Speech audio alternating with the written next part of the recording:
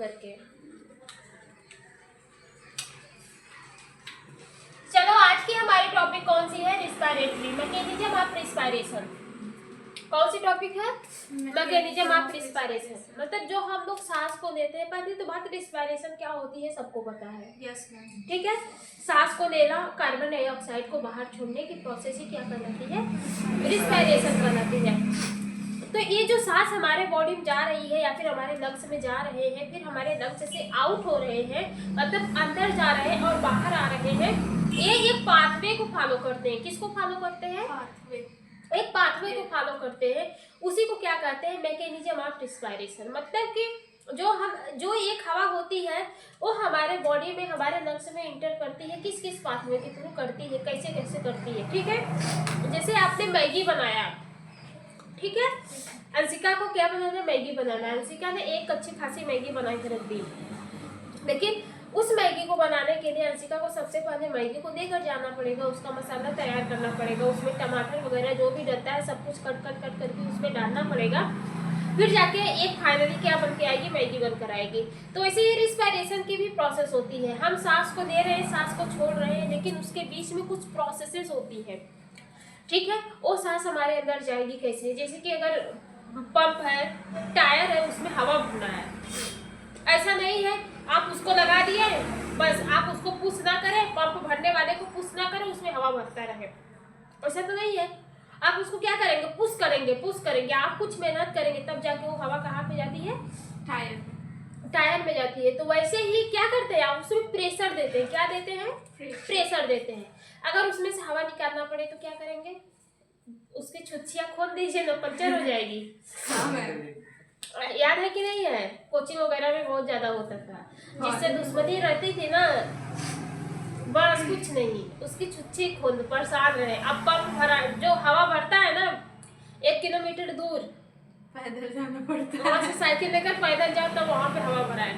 तो मतलब इस तरीके से बदले को लिया जाता था। तो अगर उसमें से हवा को निकालना है, आपको ज़्यादा मेहनत नहीं करेगी, फिर क्या करेंगे आप? उसके छुच्छे को थोड़ा सा ढीला कर देंगे, हवा ऑटोमेटिक बाहर निकल जाएगी। लेकिन जब आप उसमें हवा भरते हैं तो उसमें एक एनर्जी लगती है। क्या लगती है? एनर्जी लगती है। आप उसको जोर लगाते हैं, भरते हैं, तो आप अपने बॉडी से क्या करते हैं? उसमें एक एनर्जी लगाते हैं, एक दाब लगाते हैं, जिसकी वजह से आपका पंप नीचे जाता है और एक हवा को क्रिएट करता है। वही हवा क्या होती है? आपके टायर में जाती है। ठीक है, तो ठीक वैसे ही हमारे भी बॉडी में कुछ होते हैं। ठीक है, तो उसी को क्या कहते हैं? मैकेनिज्म ऑफ एक्शन के नाम से जाना जाता है कि ये जो हम हवा को बाहर अंदर लेते हैं फिर एटमॉस्फेयर में छोड़ते हैं, वो किस किस मैकेनिज्म को फॉलो करता है। ठीक है, तो सबसे पहले देखते हैं mechanism of respiration refer to the physical process.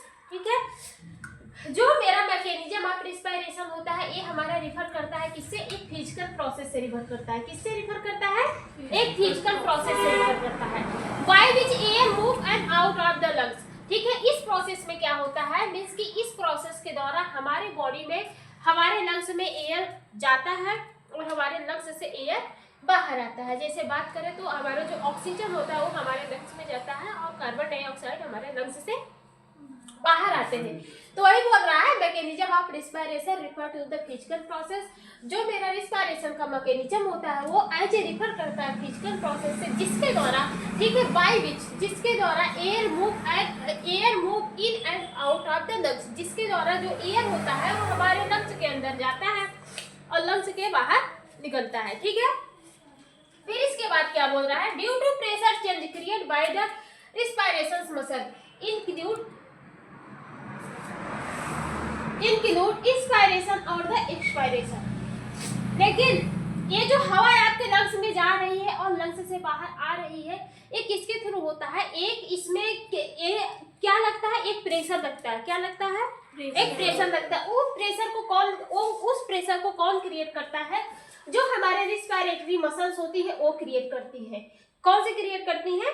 जो हमारे रिस्पायरेटरी मसल्स होती है वो क्या करती है? इस प्रेशर को क्रिएट करने का काम करती है। ठीक है, ये हमारा क्या है? ऊपर ये लंग्स पे क्या है? एक मसल्स है।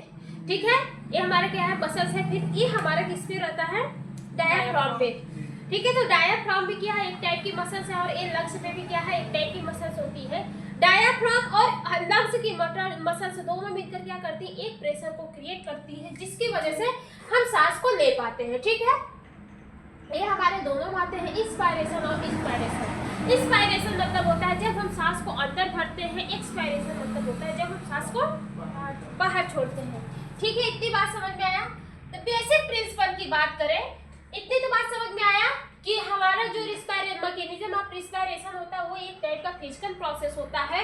ठीक है, इसके थ्रू हम लोग क्या करते हैं, हवा को अंदर बाहर लेते हैं। तो हवा को अंदर लेते हैं, लंग्स में देते हैं, लंग्स से बाहर लेते हैं। फिर इसके बाद लेकिन जो ये हवा हमारे लंग्स में और लंग्स से बाहर जा रही है वो उसमें उस दौरान क्या होता है, हमारे वहां पे एक प्रेशर क्रिएट होता है। वो मतलब एक प्रेशर लगता है, उस प्रेशर को कौन देता है, हमारी जो रिस्पायरेटरी मसल्स होती है वो देती है। एक तो लंग्स की मसल्स हो जाएगी, एक आपका कौन सा हो जाएगा, डायाफ्राम का हो जाएगा। ठीक है, लेकिन इसका जो प्रिंसिपल होता है वो हमारे कुछ बेसिस पे काम करता है। ठीक है, रिस्पायरेशन का जो प्रिंसिपल होता है वो कुछ लॉ पे काम करता है। ठीक है, जैसे देखते हैं respiration work on the Boyle's law. जो आपका रिस्पायरेशन होता है वो वर्क करता है किस पे, बॉयल्स लॉ पे वर्क करता है। अब बॉयल्स लॉ क्या होते हैं, जैसे हमने एक आपको लॉ बताया था कंसंट्रेशन ग्रेडियंट्स का, high concentration to low concentration, याद करिए।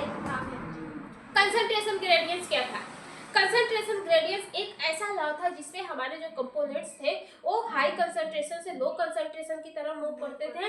उस समय उसमें किसी भी टाइप की कोई भी एनर्जी नहीं लगती थी, लेकिन जब वो लो कंसंट्रेशन से हाई कंसंट्रेशन की तरफ मूव करते हैं उसमें क्या लगता है, एनर्जी लगती है। इतनी बात समझ में आया। तो वही हमारा ये भी है, इसमें pressure is inversely proportional to the volume. इसका जो प्रेशर होता है, ठीक है, ये बॉयल्स लॉ समझ में आया ना। बॉयल्स लॉ एक टाइप का क्या है, कंसंट्रेशन ग्रेडियंट्स है, हमारा हाई कंसंट्रेशन से लो कंसंट्रेशन की तरफ मूव करता है। ठीक है, इसमें क्या होता है, एक प्रेशर लगता है। ठीक है, इसमें क्या लगता है, एक प्रेशर लगता है, एनर्जी लगता है। ये जो एनर्जी होती है वो इनवर्सली प्रोपोर्शनल होती है वॉल्यूम से। किससे, इनवर्सली प्रोपोर्शनल होती है वॉल्यूम से। मतलब इसको यहाँ पे देखिए, अगर वॉल्यूम बढ़ा तो आपका जो प्रेशर होगा वो क्या होगा, डिक्रीज हो जाएगा। अगर वॉल्यूम कम हुआ तो आपका जो प्रेशर होगा वो इंक्रीज हो जाएगा। बात समझ में आया कि नहीं आया। ठीक है, air away move from the high pressure to the low pressure. जो एयर रहती है वो हमारी मूव करती है हाई प्रेशर से लो प्रेशर तक। मतलब जब आप सांस को लेते हैं, जब आप सांस को अपने अंदर भरेंगे, ऐसे भरिए ना, खींचने में क्या लग रहा है, प्रेशर लग रहे हैं। ठीक है, खींचने में क्या लग रहे हैं, प्रेशर लग रहे हैं। तो वो जो प्रेशर हो वो आपका हाई कंसंट्रेशन से मतलब हाई प्रेशर की तरफ से मूव करता है लो प्रेशर की तरफ। जब आप सांस को छोड़ते हैं, छोड़ने में कोई प्रेशर लगता है, भरिए। ठीक है, क्योंकि तो सर्दी पकड़ी है इसलिए मैं ज्यादा नहीं भर पा रही हूँ। सांस को भरिए अंदर, खींचने में कुछ फील हो रहा है, ऐसा लग रहा है जैसे बॉडी तन रही है, हार्ट हमारा आगे आ रहा है, सॉरी हमारे जो लंग्स है वो आगे आ रहा है, पेट हमारा पिचक रहा है ऐसे करके, ऐसा कुछ हो रहा है, पेट भी पिचक रहा है। ठीक है, पिचक रहा है, इसमें क्या लग रहा है, ये हमारे प्रेशर लग रहे हैं। क्या लग रहे हैं, प्रेशर लग रहे हैं। तो लेकिन जब आप वही सांस को छोड़िए, देखिए प्रेशर लगता है कुछ नहीं, एकदम सब रिलैक्स रिलैक्स होता है। करिए, जब आप सांस को अंदर देते हैं तो उस समय एक प्रेशर क्रिएट होता है, लेकिन जब आप सांस को छोड़ते हैं तो उस समय कोई भी प्रेशर नहीं लगता है।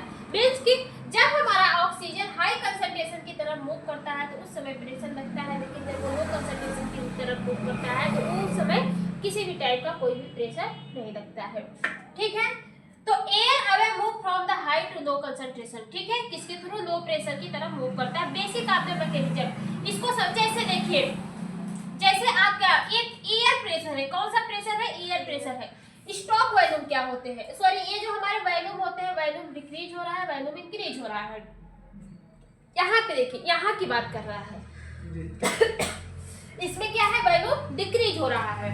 इसमें जब हमारा एक कॉन्ट्रैक्ट करता है, जब हमारा लंग्स हो गया और हमारा डायाफ्राम जब वो कॉन्ट्रैक्ट करेगा ना तो उसका जो वॉल्यूम होता है वो क्या होता है, डिक्रीज होता है। उसका जो वॉल्यूम क्या होता है, डिक्रीज होता है। लेकिन वहां पे जो प्रेशर लगता है, भाई कॉन्ट्रैक्ट कर रहा है और उसका वॉल्यूम डिक्रीज हो रहा है। किसकी वजह से डिक्रीज हो रहा है, क्योंकि उसमें प्रेशर लग रहा है। जब उसमें प्रेशर लगता है कॉन्ट्रैक्ट के स्टेज में जाता है तो उसका वॉल्यूम क्या होता है, थोड़ा सा डिक्रीज होता है, उसमें जो प्रेशर होता है वो हमारा हाई लगता है। प्रेशर क्या लगता है, हाई लगता है। जब डिक्रीज होता है तो उस समय प्रेशर हाई लगता है, लेकिन जब वॉल्यूम इंक्रीज होता है तो उस समय हमारे प्रेशर लो लगते हैं। इसको ऐसे जब आप सांस को छोड़ते हैं, जैसे पहले इसको समझिए, नीचे वाले को वॉल्यूम कैसे डिक्रीज हो रहा है। आप हवा को लिए, आपका लंग्स और आपका क्या हुआ, लंग्स की जो मसल्स होती है वो कॉन्ट्रैक्ट कर गई, और आपका जो ये हो गया डायफ्राम वो भी कॉन्ट्रैक्ट करके क्या हो गई, थोड़ी सी पीछे की तरफ हो गई। यहाँ का जो वॉल्यूम होगा वो थोड़ा सा आगे की तरफ आ गया। ठीक है, सिकुड़े अगर एक कंपोनेंट ऐसे है इतने में है, लेकिन अगर हम इसको ऐसे ऐसे ऐसे ऐसे सिकोड़े तो ये हमारा आगे आ रहा है कि नहीं आ रहा है। जब ये अपने शेप में मतलब सिकुड़ेगा तो आगे आएगा, तो इसका वॉल्यूम भी आप इतना था, अब की क्या हुआ, कम हो रहा है। तो ये क्या कर रहा है, कॉन्ट्रैक्ट कर रहा है। जब आप ऑक्सीजन को दिए तो इसका जो हमारे इसका वॉल्यूम था वो क्या हुआ, डिक्रीज हो गया है, और आप प्रेशर दिए, उसका जो प्रेशर आया बाहर से, जो प्रेशर लगा उसका वॉल्यूम क्या है, इंक्रीज है। लेकिन जब आप सांस को छोड़ते हैं ना तो उस समय क्या होता है, जो इसका वॉल्यूम होता है वो इंक्रीज होता है वॉल्यूम। अब वो क्या करेगा, फैलेगा, मतलब रिलैक्स के स्थान पे जाएगा। जब फैलेगा तब उसमें क्या होगा, उसका वॉल्यूम बढ़ेगा। ऐसे था, कॉन्ट्रैक्ट किया तो ऐसे आया, फिर ये अपने फॉर्म में जाएगा ऐसा ऐसा, तो इसका वॉल्यूम इंक्रीज होगा और जो प्रेशर होंगे वो ऑटोमेटिक हटने लगेंगे। मतलब जब आप सांस को लेते हैं तो उस समय प्रेशर लगता है, और जो आपका इसका लंग्स का और मसल्स का जो वो रहता है, लंग्स का जो वॉल्यूम रहता है वो क्या होता है, कम होता है। ठीक है, जब आप सांस को छोड़ते हैं तो लंग्स का वॉल्यूम बढ़ जाता है और आपका जो प्रेशर होता है वो कम लगता है। ठीक है, इतनी बात समझ में आई, आगे भी समझ में आएगा पूरा। ठीक है, फिर इसके बाद क्या है, फेजेस ऑफ द रिस्पायरेशन। देखिए रिस्पायरेशन के दो फेजेस होते हैं, एक आपका होता है इंस्पायरेशन, एक आपका होता है एक्सपायरेशन। जो इंस्पायरेशन होती है उसमें आप क्या करते हैं, सांस को अपने अंदर भरते हैं। ये क्या होती है, ये एक्टिव प्रोसेस होती है। ये एक टाइप की क्या होती है, एक्टिव प्रोसेस होती है, मतलब इसमें एनर्जी लगती है। ठीक है, एक्टिव प्रोसेस क्या होते हैं, एक्टिव वो वाला समझिए, एक्टिव इंग्रेडिएंट नहीं यार, क्या बोले थे हम उस बार, एक्टिव डिफ्यूजन क्या था, जब हमारे सबस्टेंस हाई कंसंट्रेशन से लो कंसंट्रेशन की तरफ मूव करते थे। ठीक है, हाई कंसंट्रेशन से लो कंसंट्रेशन की तरफ मूव करते थे, उस समय एनर्जी लगती थी, नहीं लगती थी। पैसों में क्या था, ये हमारा पैसिव प्रोसेस होता है, ये हमारा क्या होता है, एक्टिव प्रोसेस होता है। मतलब एक्टिव प्रोसेस में क्या हो रहा है, इंस्पायरेशन, जब आप सांस को अंदर भरते हैं तो क्या होती है, एक टाइप की एक्टिव प्रोसेस होती है। ठीक है, उसमें मैं चाहिए कंफ्यूज हो जाएंगे, जो हम आपको ना बता रहे हैं उस नाम में आप कंफ्यूज हो जाएंगे। आप इतना जानिए, इंस्पायरेशन क्या है, एक्टिव प्रोसेस है। इसमें इस प्रोसेस में क्या होती है, एनर्जी की रिक्वायरमेंट होती है। किसकी, एनर्जी की रिक्वायरमेंट होती है। जो आपका एक्सपायरेशन है ये एक टाइप का पैसिव प्रोसेस होता है, मतलब कि एक टाइप का रेस्टिंग प्रोसेस होता है। कौन सा, रेस्टिंग प्रोसेस होता है। इस समय आपका जो लंग्स होता है और आपका डायफ्राम जो होता है वो क्या करता है, रेस्ट स्टेज पे जाता है। इस समय किसी भी टाइप की कोई भी एनर्जी नहीं लगती है। ठीक है, एनर्जी की रिक्वायरमेंट किस में पड़ती है, जब आप सांस को अंदर भरते हैं मींस की इंस्पायरेशन में। ठीक है जी, ठीक है। तो जो ये जो मैकेनिज्म ऑफ एक्शन है इंस्पायरेशन का, उसका देखते हैं। Inspiration it is a active requirement energy. Expiration में क्या होता है, ये एक टाइप की एक्टिव प्रोसेस होती है। इसमें किसकी रिक्वायरमेंट पड़ती है, एनर्जी की रिक्वायरमेंट पड़ती है। और इसमें क्या होती है, हमारे कुछ मसल्स इन्वॉल्व होते हैं। इसमें क्या होते हैं, मसल्स इन्वॉल्व होते हैं, वही क्या करते हैं, एनर्जी क्रिएट करते हैं। जैसे हमारा डायफ्राम हो गया, डायफ्राम एक मेन ऑर्गन हो गया। ठीक है, एक्सटेंड और क्या है, external intercostal muscles. External intercostal muscles क्या होती है, यही होती है ना, ऊपर वाली जो मसल्स होती है कॉस्टल मसल्स यही होती है ना, तो उसे बोल रहा है एक्सटर्नल। ये हमारी क्या है, बाहर की मसल दिख रही है, लंग्स की बाहर की ये सब मसल्स है, तो वही है एक्सटर्नल इंटरकॉस्टल मसल्स। और हमारा कौन सा है, डायफ्राम। ठीक है, ये हमारे दोनों इन्वॉल्व होते हैं, लेकिन कुछ हमारे क्या होते हैं, एसेसरी होते हैं। कुछ एसेसरी मसल्स भी होते हैं। जब एक कब इन्वॉल्व होते हैं, जब आप मतलब इनवॉलेंट्री प्रोसेस करते हैं। कौन सी प्रोसेस करते हैं, वॉलेंट्री। जब आप अपने खुद से सांस को भरते हैं, जब जब आप खुद से सांस को लेते हैं, जैसे एक्सरसाइज करते समय अनुलोम विलोम, उसमें क्या करते हैं आप जबरी अपने अंदर सांस को भरते हैं। तो उस समय क्या होता है, जब आप मतलब वॉलंटरी प्रोसेस करते हैं, रिस्पायरेशन के वॉलंटरी प्रोसेस जो आपकी इच्छा अनुसार चले, उस समय आपके कुछ क्या होती है, एसेसरी मसल्स भी इन्वॉल्व होती है। बाकी जो नेचुरली आपके बॉडी में जो रिस्पायरेशन चलता है उसमें सिर्फ आपका डायाफ्रामिक मसल्स इन्वॉल्व होती है और आपका कौन सा है, इंटरकॉस्टल मसल्स इन्वॉल्व होती है। मतलब आपका डायाफ्राम की मसल्स और आपके लंग्स की मसल्स क्या होती है, इन्वॉल्व होती है। ठीक है, स्टेप बाय स्टेप समझते हैं इसको। Diaphragm, constant and the flattened. इसमें क्या होता है, जब आप सांस को लेते हैं, ऐसे सांस को लिए, तो उस समय क्या होता है, आपका डायाफ्राम कांस्टेंट होने लगता है। मतलब डायाफ्राम क्या होता है, सिकुड़ने लगता है। डायाफ्राम क्या होता है, सिकुड़ने लगता है। और वो क्या होता है, फ्लैट हो जाता है, मतलब थोड़ा सा चिपका हो जाता है। ठीक है, फिर इसके बाद क्या होता है, एक्सटेंड इंटरकॉस्टल मसल्स कॉन्स्ट्रिक्ट। तब क्या करती है, हमारी जो इंटरकॉस्टल मसल्स होती है, जो हमारे लंग्स वाली मसल्स होती है, वो भी क्या करती है, कांस्टेंट करने लगती है। वो भी क्या करने लगती है, सिकुड़ने लगती है। ऐसे क्या करती है, कांस्टेंट करने लगती है। ठीक है, तो जो मेरा थोरेसिस कैविटी होता है वो क्या करता है, ऊपर आता है। थोरेसिस कैविटी भी क्या होता है, ऊपर आता है। अब देखो, ये हमारी मसल्स है, इतनी बड़ी है, ये लंग्स की। ठीक है, इतना बड़ा है। जैसे गुब्बारा है, गुब्बारा देखो, गुब्बारा, गुब्बारा देखो, गुब्बारा पचका रहता है, लेकिन जब आप उसमें हवा भरते हैं तो उसका उभार बढ़ता है कि नहीं बढ़ता है, बढ़ता है।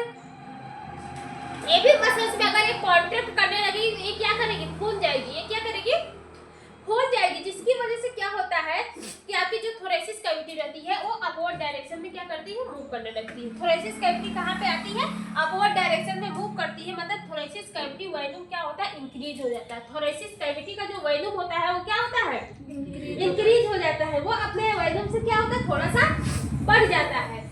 ठीक है, फिर इसके बाद क्या बोल रहा है, कहाँ पे है यार, यही है ना, इंट्राप्यूरल प्रेशर्स बिकम मोर नेगेटिव। लेकिन इस समय जो क्या होती है, जो हमारी इंट्राप्यूरल मेम्ब्रेन होती है, कौन सी, इंट्राप्यूरल मेम्ब्रेन, मतलब जो प्यूरल मेम्ब्रेन होती है, जो हमारे हार्ट पे लगी होती है, वो क्या होती है, बिकम नेगेटिव। मतलब कि इसमें कोई भी किसी भी टाइप का कोई भी प्रेशर नहीं लगेगा, उसमें किसी भी टाइप का कोई भी प्रेशर नहीं लगेगा। फिर से प्रेशर कहाँ पे लगेगा, हमारे लंग्स हमारा कॉन्ट्रैक्ट करता है, तो उसका प्रेशर किस पे लगता है, जो हमारी थोरेसिस कैविटी रहती है उस पे लगता है।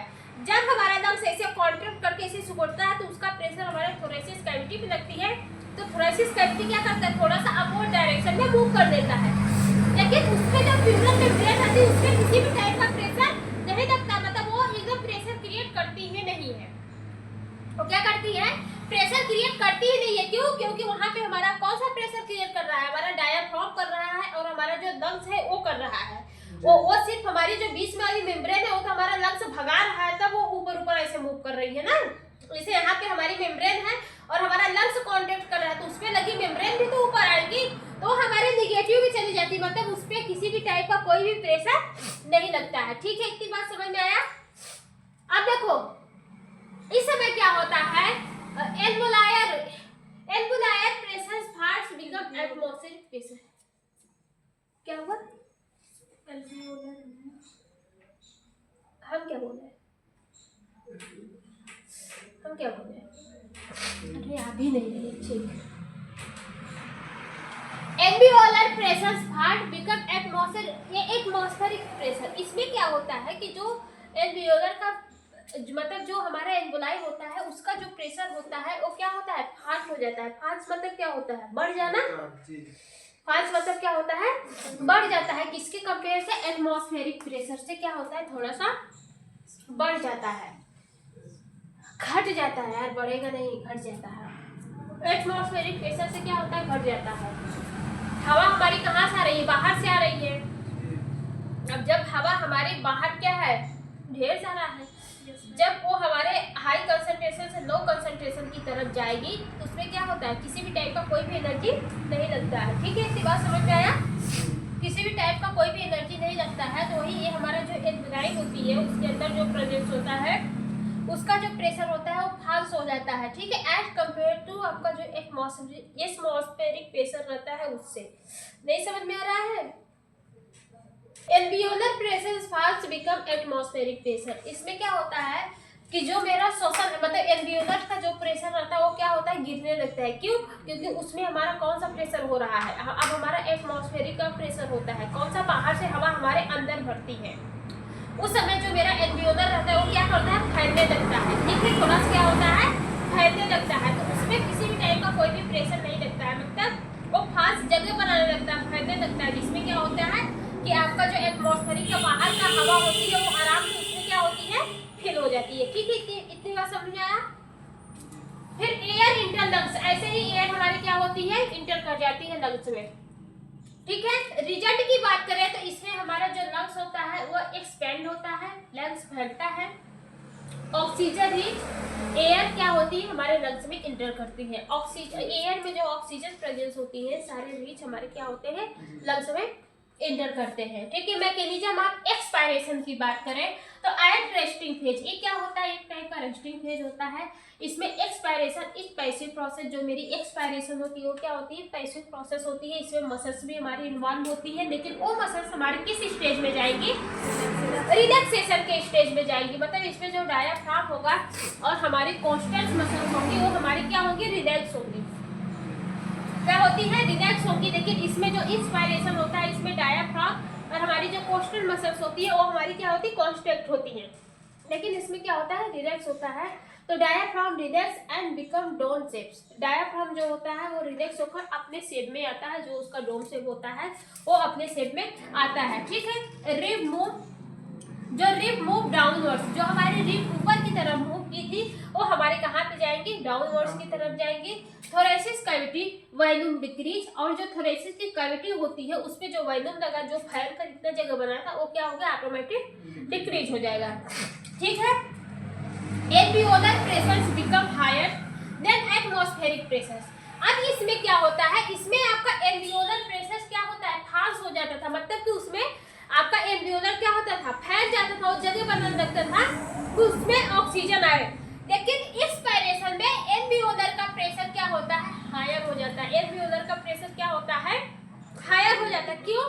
क्योंकि अब इसी एल्वियोलाई को ही हवा को बाहर निकालना है, इसी एल्वियोलाई को ही क्या करना है, हवा को बाहर निकालना है। तो ये क्या करेगी, हवा को मतलब हाई प्रेशर से क्या करेगी, बाहर की तरफ मूव करेगी। तो वही बोल रहा है एल्वियोलर में प्रेशर जो होती है वो हायर हो जाती है, ठीक है, as compare to atmospheric pressure. Atmospheric pressure के कंपेयर से सबसे ज्यादा एल्वियोलर में प्रेशर हो जाती है, और यहाँ पे एटमॉस्फेरिक प्रेशर हाई रहती है और एल्वियोलर का प्रेशर कम रहता है, ठीक है। Air move out of the lungs, इस समय क्या करता है, जो एयर होता है वो आउट बाहर की तरफ मूव करता है, ठीक है। फिर इसके बाद रिजल्ट की बात करें तो carbon dioxide reach into the air and expand, ठीक है। कार्बन डाइऑक्साइड क्या करते हैं, हमारे एयर में जो बाहर का इन्वायरमेंट होता है उसमें क्या होते हैं, रीच कर जाते हैं, ठीक है। तो इसमें कौन कौन सी मसल्स होती हैं, मेनली हमारे जो कहाँ पे गया यार, यहाँ पे जो हमारी डायाफ्रामिक मसल्स होती है उनका मेन काम रहता है, और हमारी जो रिब रहती है, रिब बोन, वो भी हमारी मसल्स करती है सांस को लेने और बाहर छोड़ने में, ठीक है। क्यों? क्योंकि अगर सांस आप ले रहे हैं, अगर हमारे रिब की बोन्स क्या की, अपने वॉल्यूम को कम नहीं की या फिर अपने वॉल्यूम को ज़्यादा नहीं की, तो उससे क्या होगा, हमारे जो लंग्स है वो हमारी पूरी तरह से कॉन्स्ट्रिक्ट नहीं हो पाएगा। जब वो कॉन्स्ट्रिक्ट नहीं हो पाएगा तो हवा को अपने अंदर भर नहीं पाएगा, ठीक है। तो ये रहा मैकेनिज्म ऑफ एक्शन आज का, आगे देखते हैं, ठीक है। तो आज के लिए इतना ही, फिर मिलते हैं नेक्स्ट वीडियो में।